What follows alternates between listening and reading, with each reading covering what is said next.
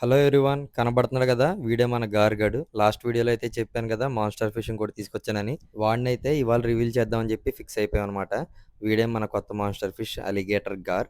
ఇంకా లేట్ చేయకుండా స్టోరీలోకి వెళ్ళిపోదాం. అందరికీ ముందుగా welcome to Joy pets world. First time మన వీడియో చూస్తున్నట్టయితే సబ్స్క్రైబ్ చేసుకోండి. ఆల్రెడీ సబ్స్క్రైబర్ అయితే లైక్ చేసి సపోర్ట్ చేయండి. వీడినైతే ఎక్లిమేషన్ పెట్టేసి అండ్ నెక్స్ట్ వీడికైతే ఫుడ్ రెడీ చేసేస్తాం అనమాట.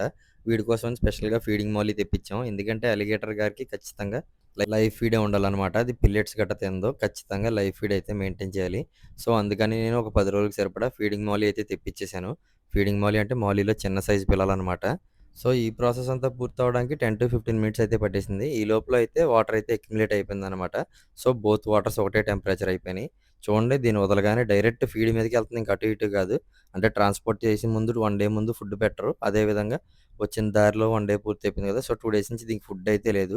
నేను కావాలని ఏరి కోరి మంచి క్వాలిటీ తీసుకున్నాను.